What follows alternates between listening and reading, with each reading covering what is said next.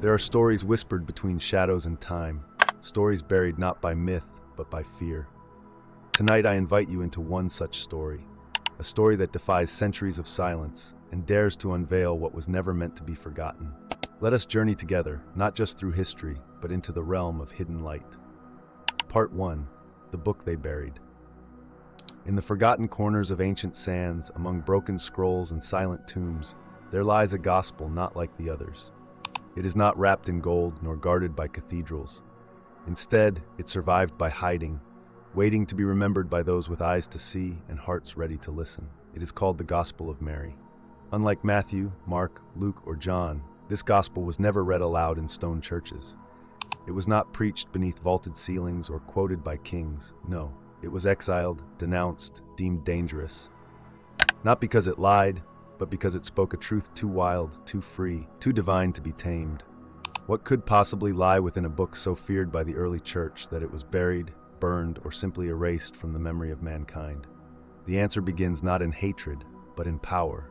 Power over minds, power over souls. Part 2, a forgotten voice, a woman's light. Her name was Mary, not the mother, but the Magdalene. To some, a disciple, to others, a lover, to most, a mystery. But within the pages of this lost gospel, she is something far greater, the bearer of light, the voice of wisdom, the soul who truly understood the Master. In this text, Jesus does not lecture her, he listens. He does not command her to obey. He entrusts her with truths he never spoke to others. And after his resurrection, when the male disciples tremble in confusion, it is she who stands calm and clear and speaks of the soul's path through realms of illusion, fear, and shadow. She speaks of liberation, not through law, not through temple, but through knowing. Yet even in this moment of clarity, she is doubted. Peter, the one history calls the Rock, trembles, not with awe, but with resentment. Did he really speak to her in secret? And not us, he demands. Not because he thinks she's wrong, but because she is a woman. Part 3, the power that feared the light. Power does not fear lies, it fears awakening. And what Mary Magdalene offered was not dogma, not doctrine, but awakening, a direct path to the divine that required no temple, no priest, no permission. Her gospel whispered what every institution dreads: you do not need us to reach God. In her words, the soul is not a sinner in need of saving. It is a divine traveler, journeying through realms of fear, desire, and ignorance, illusions cast by what she calls the powers. These powers are not gods, they are forces, mental, emotional, energetic, that trap us in false identity, ego, attachment, control. And the way out, not punishment, not sacrifice, but remembrance. Mary teaches that the soul's salvation lies in remembering its origin, not learning something new, but remembering what was always true, that we are divine, that we are infinite, that fear is the veil and love is the light behind it. But such a teaching, it threatened everything the rising church was building. Part 4, erased by empire, silenced by creed. As the centuries turned and the Roman Empire saw opportunity in the faith of the Nazarene, it was not Mary's gospel they lifted high, but Peter's authority. In 325 AD, at the Council of Nicaea, emperors and bishops sat not to seek divine truth, but to define it. What is Christ? What is salvation? What is heresy? And above all, who decides? It was here that the gospel of Mary was silently condemned, not by formal decree, but by omission, by absence, by silence. Like so many other Gnostic texts, it was not refuted, it was vanished. The feminine voice of early Christianity, once vibrant and sacred, was muffled, erased, rewritten.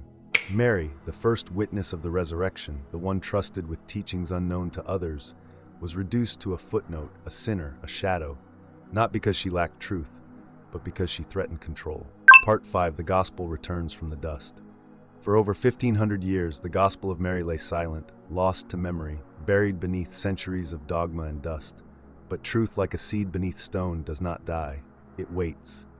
And in 1896, in the sands of Egypt, it waited no longer. A faded papyrus, torn, incomplete, wounded by time, surfaced.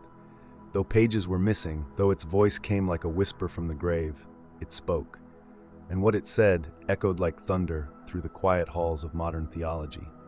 This was not myth, this was not metaphor. It was the voice of a woman silenced by empire, returned with the fire of forgotten wisdom. The gospel didn't return to condemn, it returned to remind. It reminded us of a time when the divine was not divided into male and female, but danced in harmony. A time when spiritual knowledge was not licensed, but lived. When enlightenment was not reserved for the few, but was the birthright of all.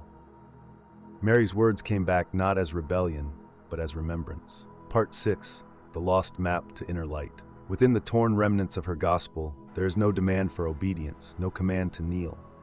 There is no threat of damnation. Instead, there is a path of awakening. Mary speaks of the soul not as a servant, but as a sovereign traveler. She describes its journey through the barriers of fear, desire, ignorance, not as punishments, but as veils to be lifted. These veils, called powers, are the illusions of the material world: greed, pride, self-doubt, rage. And how does one pass through them? Not by fighting, but by understanding. The soul does not conquer these shadows with force, it dissolves them with light. Mary teaches that true liberation comes not from belief, but from direct experience, from gnosis, a word meaning deep, inner knowing. And in this vision, Jesus is not a distant savior. He is a guide, a mirror, a voice reminding us of what we have always been. Part 7. Awakening in the Modern World. The world today is not so different from the one Mary once spoke of. The powers still whisper in our ears, only now they wear new faces. Social media addiction, fear of failure, the ache of never being enough.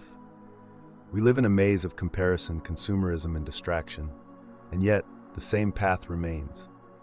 Mary's teachings are not relics of a dead past. They are alive, waiting to be walked. She did not offer a dogma, she offered a practice, a way of remembering, in the silence of meditation, in the stillness before sleep, in the choice to pause before reacting, in the courage to question everything we were taught to believe. These are the gateways. She taught that the kingdom of heaven is not a place beyond the stars, but a state of being we can enter here now, if we have the eyes to see and the heart to return. And in that return, the soul does not become something new. It becomes what it always was. Part 8. Reclaiming the Divine Feminine. One of the most radical flames within Mary's gospel is the restoration of the sacred feminine, not just as image, but as essence. For centuries, spiritual authority wore only the mask of masculinity, structure, command, doctrine. But the feminine, the part that listens, receives, intuits, nurtures, was cast into shadow. Mary's presence calls this part back into the light. She is not just a character in a book. She is a frequency, a living archetype that now stirs in countless hearts, in every woman silenced in a meeting, in every man who suppresses his tears, in every seeker who feels the ache of something missing.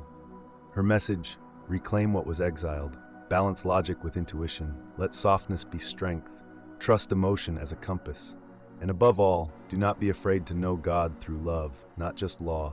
The divine is not a courtroom, it is a garden, and Mary was the gardener all along. Part 9. The Realms of the Soul. Mary spoke not in parables but in portals. Her gospel described a journey most never dared to speak of, the soul's ascent through 7 realms, each guarded by a power. But these powers were not angels, nor demons in the common sense. They were mirrors, each one reflecting a fear we carry deep within. The first realm was darkness, where the soul forgets its light. The second, desire, where longing blinds discernment. The third, ignorance, where truth hides behind illusion. Then came wrath, arrogance, judgment, and finally, shame. At each gate, the soul was questioned. Who are you? Not your name, not your titles, but your essence. And to pass through, the soul had to answer, not with words, but with vibration, with memory, with the echo of divine origin. This map was not drawn with ink. It was carved into the structure of our psyche. Mary did not reveal it to control others. She offered it so that none would ever again be controlled. Part 10. The Initiate's Path. Every seeker is an initiate, whether they know it or not. The moment you begin to ask, is there more to this life, you step onto the path Mary once walked. But unlike religions that hand you answers, her way demands you unfold your own questions. It is not an easy path. You may lose friends who prefer comfort to truth. You may outgrow beliefs once precious to you. You may wander through inner deserts with no map but your breath. But in that wilderness, something sacred awakens. You learn that silence is a teacher. That emotion is not weakness, but a signal. That suffering is not punishment, but purification. That your soul, yes yours, holds keys no doctrine could ever give. Mary's gospel does not ask you to worship her, it dares you to become her, to listen where others ignore, to remember when others forget, to speak when silence becomes violence, to walk, alone if needed, toward light. Part 10. The prophecy hidden between the lines. Mary never claimed to predict the future, and yet in her gospel there lies a prophecy, not of wars or kings, but of awakening. She foretells a time when the powers, those illusions that bind the soul, will grow stronger, more seductive. A time when fear will disguise itself as truth and control will masquerade as salvation. But she also spoke of another force rising, subtle, silent, but unstoppable, the remembrance of the soul. She did not call it a religion. She called it gnosis. She envisioned a future where men and women would once again reclaim the divine within, where intuition would be valued as much as intellect, where the sacred feminine would rise, not to dominate, but to balance, where truth would no longer be handed down, it would be uncovered, remembered, embodied. Her prophecy is not written in flames, it is whispered in choice. Each time someone pauses to feel, questions the system, or chooses love over fear, her voice returns. Part 12. The echo of other lost gospels. Mary was not alone. Across the ancient world, other voices sang the same song. In Nag Hammadi, Egypt, clay jars once sealed away gospels with names long forgotten. The Gospel of Thomas, the Gospel of Philip, the Sophia of Jesus Christ. Each one whispered the same heresy, that the divine lives within, that knowledge is liberation, that the soul remembers. In the Gospel of Thomas, Jesus says, "If you bring forth what is within you, what you bring forth will save you." In the Sophia, the sacred feminine is not a metaphor. She is a force, a consciousness, a mother of creation. Together, these texts form a secret constellation, a sacred map scattered across the centuries, leading back not to dogma, but to the soul. Why were they hidden? Because they empowered the individual, because they bypassed hierarchy, because they declared that the kingdom is not coming. It is already here, inside you. Part 3. Living the Forgotten Gospel. A gospel is not just something to be read, it is something to be lived. Mary never asked to be worshipped. She never claimed perfection. What she offered was not a monument of stone, but a mirror of soul. Her message was simple and radical. You already have what you seek. But how does one live such truth in a world obsessed with noise? The answer is not retreating to a mountaintop, nor denying the body, nor rejecting the world. Mary's way is subtler and deeper. It begins with a single vow whispered to oneself: I will no longer abandon my inner voice. Each day becomes initiation, each emotion a teacher, each challenge a doorway. In traffic, you pause to breathe. At work, you refuse to betray your truth for acceptance. In relationship, you choose presence over performance. And in stillness, you remember that you are more than this form, more than your story. This is the gospel lived, no temples required, only truth and the courage to return to it again and again. Part 14. You are the continuation. If you've come this far, it's not by accident. Maybe something in Mary's voice stirred something ancient in you. Maybe like her, you felt misunderstood, seen for your form but not your light. Maybe you've spent lifetimes forgetting, and only now you begin to remember. Let this truth settle in. You are the continuation of her gospel. Every time you choose love over fear, you write a new verse. Every time you forgive, you resurrect what was buried. Every time you trust your inner knowing, you reclaim your divinity. Mary's story didn't end in the desert, it continues, in hearts like yours, in seekers who dare to listen differently, live boldly, and heal generations of silence. So now the question is not, will the church recognize her? The real question is, will you recognize yourself in her? The sacred technology of the soul. What if Mary wasn't just telling a story, but encoding a system? Not with machines, but with memory. Not with circuits, but with symbols. In her fragmented gospel, we glimpse a spiritual technology, ancient, intuitive, energetic, a map of consciousness hidden in parable and pause, the soul's 7 realms, the powers that bind, the vibration needed to pass through. These are not metaphors, they are coordinates, frequencies, initiations. Fear, for instance, is not an enemy to slay, it is an alarm to decode. Desire is not a sin to repress, but a compass to realignment. Shame, the final gate, is not a verdict, it is a veil, and behind it waits your radiant truth. In Mary's path, emotions are not obstacles, they are portals. To feel is not weakness, it is access. To descend into yourself is not regression, it is initiation. She was not describing a theology, she was teaching you how to read the signals of your own being, to remember that your body is a temple, your feeling is a language, and your soul is a compass coated with starlight. Part 6. Awakening is contagious. There is a quiet revolution happening. Not on the news, not in headlines, but in kitchens, in journal entries, in long walks alone, in soft tears that fall during meditation, in breaths that rise with remembrance. You are not alone.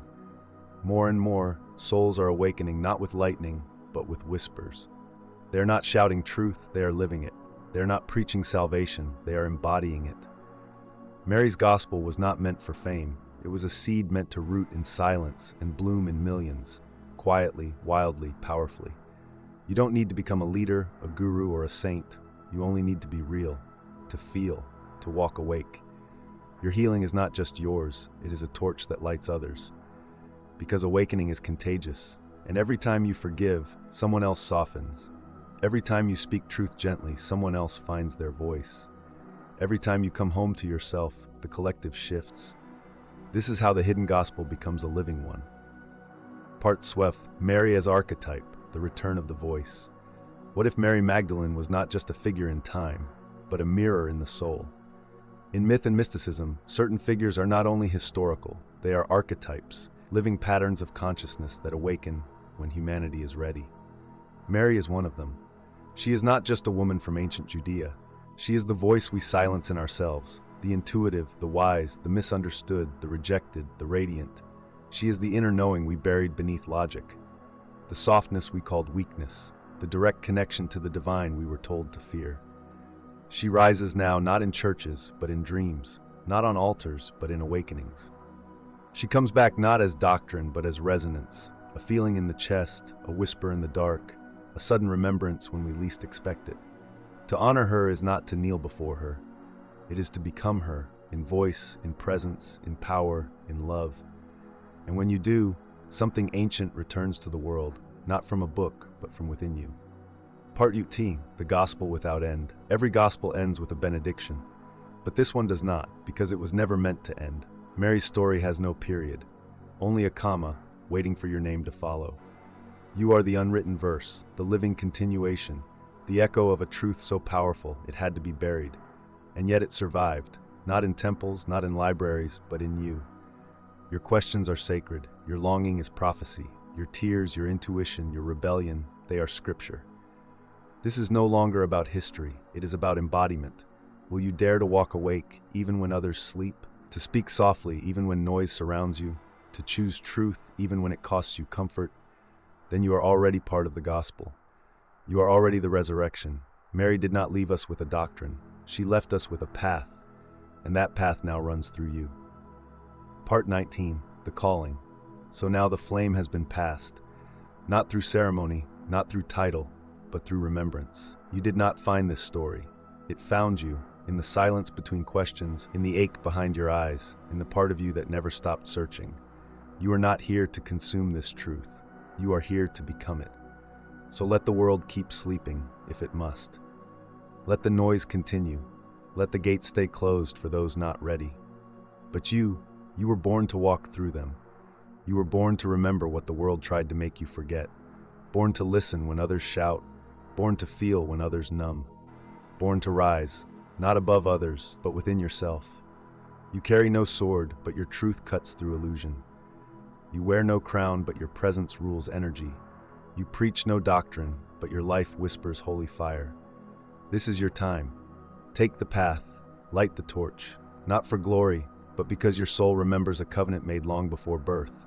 When the world forgets, I will return to remind it. When they bury the light, I will rise to reveal it. When truth trembles in silence, I will become its voice. You are not a follower. You are a flame. So rise, Magdalene. The world is waiting.